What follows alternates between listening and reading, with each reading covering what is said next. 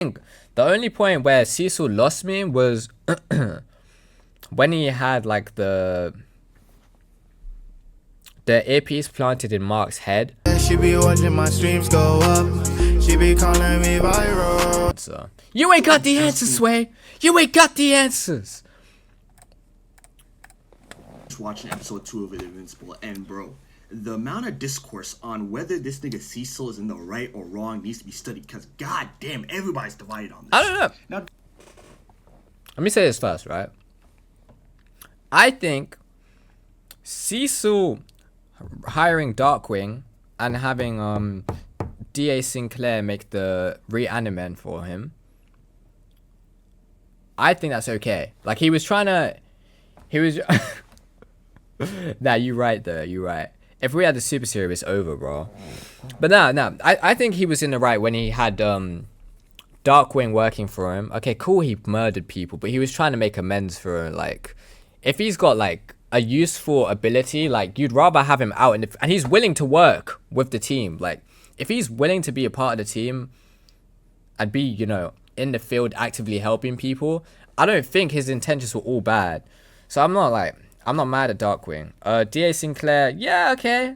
What he did was very messed up. I'm not going to lie. I'm not gonna lie. I don't know how to feel about you know, turning people's bodies into like cyborgs or whatever they were.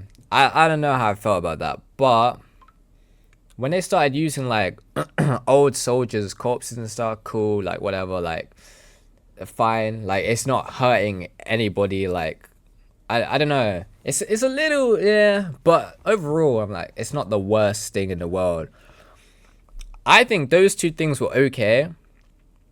I think Mark having a problem with it was kind of like, okay, like I see why you'd be upset about it because they both affected you and people you know.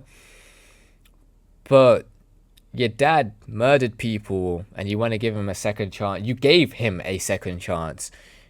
You have killed somebody and you expect Cecil to give you a second chance as well because it was an accident. Like, where are we drawing the line, Mark? Like, I don't get it. I don't get it. I think the only point where Cecil lost me was when he had like the earpiece planted in Mark's head. I think that's where he lost me, because I was like, okay, first I was like, okay, cool, like, I hear that Mark is technically a threat. Like, you trusted Omni-Man for you, but you never really trusted Omni-Man though. That's the thing. With Mark, it's a bit more manageable. You never really needed to activate the earpiece inside of his head at any point. You never needed to do that. There was no reason for him to do that. I think him doing that completely got rid of all that trust that Mark had for him, and that's where he was kind of, when he was about, I don't know, he lost me. He lost me as soon as he was gonna press that button. That's where he lost me. That's why I was like, okay, Cecil, like, I'm not with you anymore. I can't stand for this. Like, I can't be here and I can't support you if you've pulled a Batman here. Like, I see why you pulled a Batman. I get that Mark is technically a threat to the entire planet, since he is the strongest being on the planet. But like, come on now. You didn't need to back out the contingency for something. It was just the way he was acting, where he was like, I'm feeling threatened by you, Mark. And he's like, he didn't do anything. Like, I get he was mad and stuff, but he was never gonna attack you or hurt you. I just didn't like that whole delivery. That's where Cecil, like, he completely lost me. don't get me wrong, I can see Cecil lost me since season 2. Mark chose to save a civilization and bro recorded shit. Wait, what do you mean? What do you mean?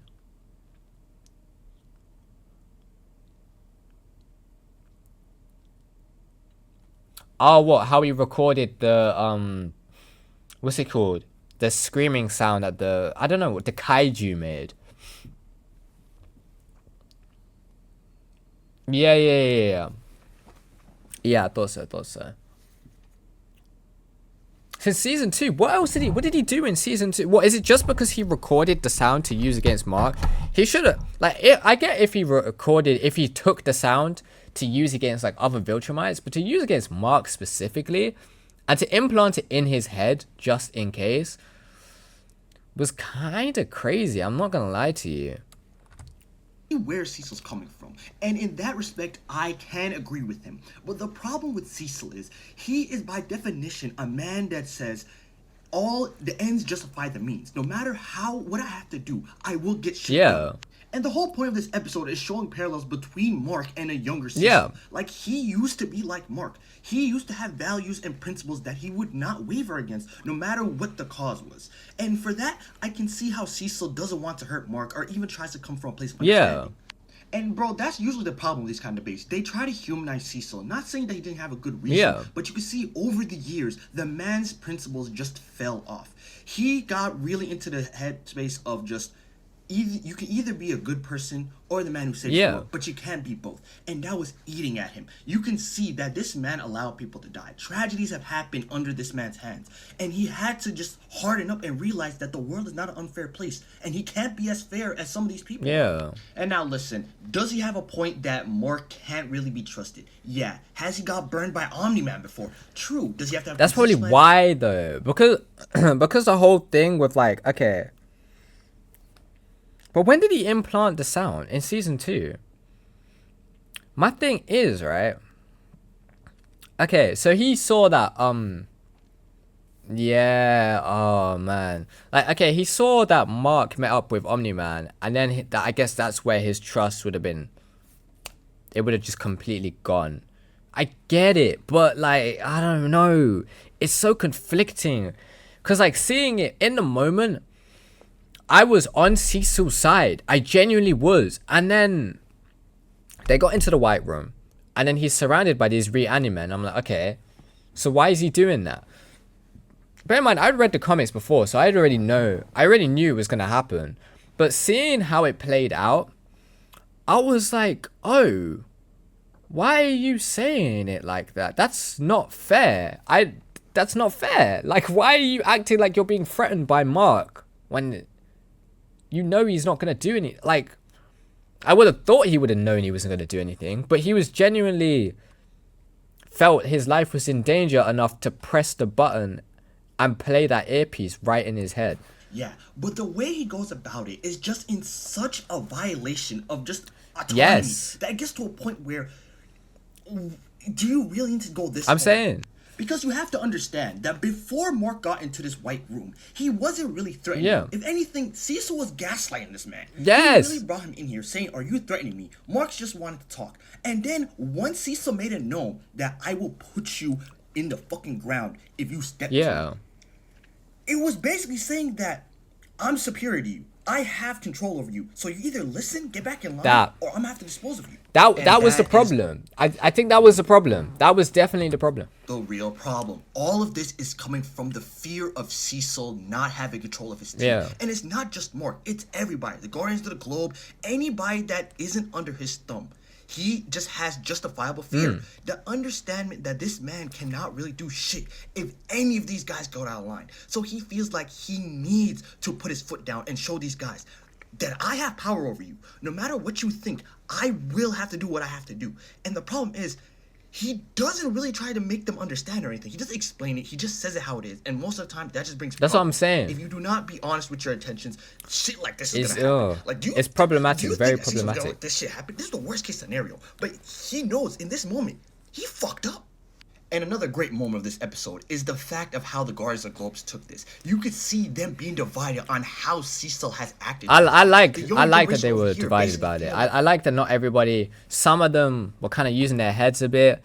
I don't know why Immortal was so eager to be like, oh yes, Cecil's right, Cecil, like, bro. Like, they're just weapons, tools to be used. He does not care like, about they're them. people if he's too. Going to do this to Mark, which he spent billions of dollars to get this man strong. What do you think he's going to do to them if they don't start, basically being good or helping him out? But then you have the older generation as like, I'd rather not be treated like an asset, you know? This is kind of like, you know, in Captain America Civil War, right? You know how they were all asked to sign the Sokovia Accords? If that was enough of a reason for him, fair enough. He wasn't the most intelligent character, to be fair.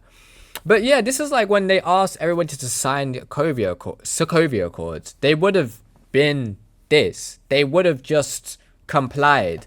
That's why I was kind of on like, I was on Team Cap. I'm gonna be honest. I was in full support of that. I only picked Team Iron Man because the characters on Team Iron Man were so much better. But yeah, like, I'd rather not be like a government controlled lapdog, essentially. I would rather have the freedom to do what I want. I don't like this whole, like, I can control you, you're just an asset to me. I don't like that mindset, bro. Like, treat me like a human being. This is like, it's insane to me. And we're soldiers. We're just workers for him. We have to do what needs to be done. Because in the end of the day, it's about saving people. It's not about how you feel. It's not about how your rights being violated. It's about getting shit done. And bro, like, the fact that this debate can really come through, and the fact that there isn't really a right or wrong answer, just shows how amazing the show is. Just written. Yeah. Like, the fact that I can see from both of their sides, understandably know where they're coming Like, from. I get the get shit done. Like, we gotta, you know, we're trying to find the best possible outcome to save as many lives as possible. Like, it's for the greater good. I understand that. But, like, I don't want to be, like, you know, I just don't want to be a slave to some system. Like, I don't like that. Just, like, I don't know how to say other than this is just peak. This is beautiful. But yeah, bro, if you want my decision, Cecil's right, but the way he does things is just so wrong. Cecil was right to a certain extent. He's right to a certain extent. I was with him. Kind of lost me. It's to a point where no matter how well the ends justify the means, you have to realize that when you have superpowered people in your team, you need to be very careful on how you 100%, 100%. And unfortunately, I just can't see I can't agree with him. As much as irrational as Mark can be, he's a 19-year-old kid. This was not the best way to go through it. And goddamn, bro, like, this is only episode 2, so this season's gonna be amazing, bro. It's gonna be so good. I'm gonna go watch season 3, but episode 3, but he hadn't even seen episode 3 yet. He just got it on immediately. He got onto it like as soon as episode 2 was like, he's like, yeah, I gotta talk about this. I gotta tell somebody. I'm glad Rex got in Immortal's face, especially when you remember Rex was literally sold to the government as a child and turned into a weapon for them to use. Not to mention, Immortal is a hypocrite who didn't want to give Mark a chance. Yeah. Cecil did overreact. He really did. He just, when I see Cecil's point, it is important to note that Mark has never hurt anybody that was incorrect, nor did he kill anybody other than Angstrom Levy. Cecil shot himself in the foot by losing Mark as an ally. I'm gonna assume English wasn't your first language. Foxy Mobile's social media is unlimited. And only a tenner a month. I was gonna say that. Fast delivery. Hilarious entertainment. We've double booked your weddings. What? It's on Prime for $8.99 a month. Invincible Season 3 is fun. Alright, let's hear what you have to say. I think I've watched your channel before. It's really shiesty, bro. Finally here. God damn.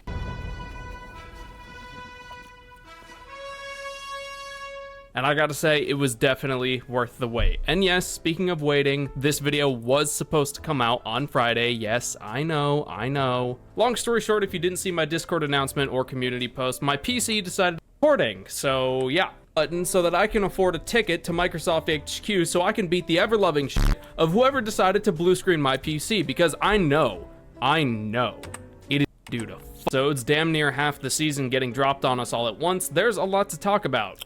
Too much for one video. So this video is going to be about a particular conflict between two of our main characters, and then next week we're going to return to episodic coverage. The conflict in question, of course, is the falling out between Mark and Cecil, and goddamn, there are so many layers. I want to see if he gives us a different perspective on it, because I'm hoping to see more of like Cecil's side. Where I'm like, oh, you know, that maybe that, you know, but like so far, like it kind of felt like okay. So say, okay, this is what I thought of when I watched the episode. I discussed this with Tokyo, I discussed this with Manny already, right? So, say you're like in a situation, right? Like as a black male, right? You're in a situation where you're like surrounded by white people, right? Now you get into a small altercation, maybe like a little argument with like, I don't know, maybe it's like a security guard, a white security guard, right? He's there. You're there. You're kind of arguing back and forth a little bit. Now he's saying, oh, like, you see him, like, moving his hand towards his waist a little bit. He has a gun on his waist, right? And you're still, like, you're arguing. You're still arguing. And now you've kind of, like, your voice is raised a little bit. And you see that he's now, like, reaching for it properly. And he's now aimed the gun at you fully. And you're there, like, what are you doing? Like, you're now confused. You're still shouting at him. Well, not shouting, but you've kind of, like, you're still mad. You're probably even more mad now that he's pulled a weapon on you for no reason, for no justified reason. That's kind of what it felt like watching that episode, well, that specific part of the episode. It kind of felt like you've now just pulled a weapon and you're saying, I feel threatened by you. I'm unarmed. I haven't done anything. We're just having a conversation. Like, maybe we are arguing, maybe we're shouting back and forth, but for you to, like, have the audacity to pull a weapon out on me and to even go as far as to use the weapon on me is like, bro, like, I don't know, man. Like, it made me uncomfortable watching it. Like, I felt for Mark in that moment, and from that point onwards, I was on Mark's side the entire time. To this falling out. But let's be a little bit chronological and take a little trip to the past. Cecil's past. We see a young Mr. Stedman tracking down some criminals who plan to unleash a deadly bioweapon that'll end up killing thousands of people. But through wit and I see why Cecil switched his perspective. I see it. I'm not like mad at that. I get it. Deception, Cecil, by the skin of his teeth and his whole body, manages to put a stop to it and minimizes the casualties. So Cecil needs a skin replacement, and he doesn't allow the doctors to replace the last bit of his natural skin on the side of his face, hence where the scar comes from. And the reason he didn't let them replace that is because, quote, "It's a reminder that I messed up and to never let it happen again." It's very apparent right away that even though Cecil saved thousands of lives, he's still very beaten up that 17 people still lost their lives due to this bioweapon. And the current director of the GDA tries to reinforce to Cecil that I think he's the guy who gets who buys Rexplode. I think that's the same guy. I'm not 100% sure if that's the same guy, but it looks like it's the same guy. This was a victory. You saved so many lives today. But Cecil simply just can't accept that. We flash forward a little bit and see the infamous Lizard League jumping the fledgling GDA. And we see a young... Bro, the Lizard League has been in the game for so long, bro. Like, they've been active for way too long. Are you telling me the original Guardians of the Globe couldn't take out the Lizard League once and for all? Because these men have just been lurking. Like, I don't get it. Cecil trying to get the current director to safety. But they kind of get cornered, and the only reason they survive is that those two criminals who unleashed the bioweapon are now working for the GDA. Even though they're criminals, they've clearly reformed and are trying to make up for their mistakes. But that's kind of cut short when Cecil shoots them both in the head, declaring that he will never work with criminals. However, the current GDA director aims to change that viewpoint. He puts Cecil in prison because he did commit murder, and over the next 3 years in prison, Cecil turns a chaotic and lawless environment into a structured, organized system. And it's here we learn something pretty interesting. I'm sure we're all familiar with Cecil's famous quote, "We can be the good guys, or we can be the guys that save the world, we can't be both." And it turns out that that quote comes from the previous director of the GDA. And by putting him in prison, Cecil was essentially forced to work with criminals, and after 3 years, his mindset about working with them has clearly changed, as the director points out. And since the current director is stepping down, he offers his place to Cecil. Cecil initially refuses, but then he comes around and decides to take the job. I don't know, the rehabilitation thing was very interesting. I thought it was an interesting way of doing it. I quite liked that. They probably didn't cover it to that extent in the comics. Move back to the present. Apparently, our favorite psycho doctor, Doc Seismic, made friends with some absolutely enormous bugs that came from, the Hollow Earth, I guess? Yeah. So I guess now the Godzilla Monsterverse and the Invincible Universe are now one in the same canonically. Confirmed. The bad Dr. Seismic also makes the very intelligent, but also kind of sucky move of kidnapping every single hero, except of course for Eve and Mark. So it's up to those two to bring down Doc Seismic, just like old times, huh? And obviously Mark and Eve beat him, I mean... Okay, with no options left... Let's not talk about how badly that went.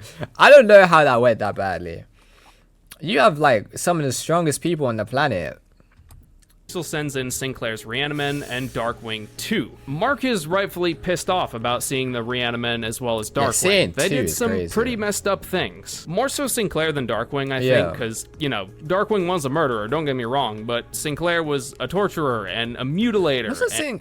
Darkwing was only murdering people in like, in that specific city. That city was quite like, that's like Gotham level threats, bro. Like, I'm not all for like murdering people when you could, you know, give them a chance to like reform and stuff, but like, they weren't the best people in the world. And yeah, just real messed up I, mean, guy. I guess But on it depends on what they did. If they did something that's genuinely like a heinous crime, I kind of get it. But you're not really giving them a chance to like reflect and kind of change their ways, you know? On the other hand, it's only thanks to Darkwing and Sinclair that the bad Doc Seismic even went down. That's But right. Mark gets real angry and doesn't waste a second before going and confronting Cecil about it. Not without apologizing to Eve first, though, of course, because obviously you gotta put your girl Yeah, it's first. respectable. But Mark isn't sugarcoating it and aggressively calls out Cecil on his bullshit. I mean, hell, even now his friends and he himself are still suffering the ripple effects of what Sinclair, I get it. Like, he messed up with his personal life. I get it. had done. But, you know, Cecil explains to Mark that both Sinclair and Darkwing went through intense and severe psychological reprogramming, and that you shouldn't waste people like that. You should reform them. And you know, I don't totally disagree Neither with do Cecil I. here. Neither do After I. all, if a criminal is willing to own up to their actions and then spend their lives doing right, trying to pay their unrepayable debts, then that's a good thing. And just like we saw in the trailers, Cecil calls out Mark for killing Angstrom Levy and questioning if he should lock Mark up too, because Mark is by definition a murderer. And you know, granted, Angstrom Levy and was his dad too. Like, I don't get it. I don't get it, Mark. I don't get it. Like, you can't just pick and choose. You really can't. Like, if you want people to be held accountable, you gotta hold yourself accountable, and you gotta, just because you think about it every day, I don't know. And now your brother too, like, your brother's got to be held accountable. You've got to be held accountable. Your dad's got to be held accountable. But it's so easy for you to forgive your dad and your brother because that's your family, right? It's like, oh, you know, that's just not fair, Mark. completely unhinged, completely insane and out of his mind, and needed to go down, regardless of anything else. It was obviously an accident, and Mark tries to say that it's different, but in truth, and kind of by principle, it's not all too That's what I'm different. saying. And as we all know, Cecil brings Mark into the White Room, where Mark continues to express his unwavering disapproval of Cecil working with these criminals. But when Mark questions why they're even in there, Cecil declares that it's for his protection. From Mark. Before we continue with the plot, I want to take a moment to pause. If you've been paying attention, I'm sure you've noticed a parallel between Cecil and Mark by now. Cecil used to think exactly like Mark did, that you should never work with criminals no matter what. And this is just the first parallel. We got a couple more to talk about. It's clear that Cecil brought Mark into the White Room because, well, he was kind of paranoid and worried that Mark was going to attack him. I don't know Cecil why. even says himself, Because you're scaring the shit out of me right now. and even though he said it was for his protection, that protection quickly turns into a threat towards Mark. Don't, Mark. This is what I'm saying. And that claims of protection turning into a threat is honestly kind of rich, because later in their fight, Cecil calls Mark a hypocrite. Oh, That's really, what I'm Cecil? saying. Mark's the hypocrite. He is still a that- hypocrite, though. So, if I recall correctly, back in the White Room, you said, and I quote, "You threaten people who disagree with you." But isn't that exactly what Cecil is doing in the White Room right now and during their fight? Yes. Yes, it is. Cecil is criticizing Mark for the exact thing Cecil himself is doing right now. Mark challenged Cecil's viewpoints and values and demanded some transparency, which I think he was completely in the right to do. 100%, yeah. And instead of talking with Mark, Cecil led him into the White Room and just set him up started threatening instead. him. Remember earlier when I said this wasn't the first parallel between these two? Well, let's go over a couple more. If you think about it, Mark is just young Cecil in this conflict. Back when Cecil was trying to help the old director of the GDA get away from the Lizard League, he shot those two reformed criminals in the head. And here in the present, Mark is completely destroying and eviscerating the reanimen built by Sinclair. In Mark's eyes, the reanimen pretty much are Sinclair and pretty much are criminals. And, well, he killed them, just like how Cecil Yeah. did. And another clever parallel between these two is that right after Cecil got his skin burned off, he got artificial skin. And right after Mark got his brains fried out by Cecil, he went and got a new super suit. There's very obvious and clear parallels between Mark and Cecil, and these two characters are probably a lot similar than either of them would I like can't to believe he admit. put And this the thing in his head, bro. I just can't believe he fight did that. and this falling out and this conflict between them really highlights what they're both good at, and it highlights what they're not so great at. And it's very obvious that these two are not very good at talking and communicating and debating their values and ideologies in a constructive way. See, if it was me, I would have been able to have that conversation with Cecil. Before, I don't know actually. I think he still would have pulled out what he pulled out. I still would have. I don't know how I'd feel at the end of it. Like I don't know like what the process would have been. I don't know what Cecil's plan was actually, because initially he activated the thing inside his head, and then what? He was just gonna leave him like that until Mark agreed to stop. Like what? What do you mean? Ultimately, both of these Like, characters... if he didn't leave, if he didn't fly off to the Guardians, then what was really going to happen? Was he just going to rehabilitate him the same way he was rehabilitated? are both trying to save the world. And who can fault Like, I hear the points, but I don't, like, fully, you know. them for that? Thank you so much for watching this video, and yeah, this video was not what I originally had planned to make. Regardless though, I still think it came out pretty decently, and you know, it's still Invincible. I still get to talk about Invincible. That's fair. This was a good video. It was a good video. He addressed it. He brought it up. But, I don't know. I don't know, Cecil. I don't know. You had me, then you lost me. It's as simple as that. You had me and you lost me. Baby, just check this out. All black, she got stout. Got a bad bitch in my section and she rolling up that loud. Got tunnels on the couch. Keep running your mouth.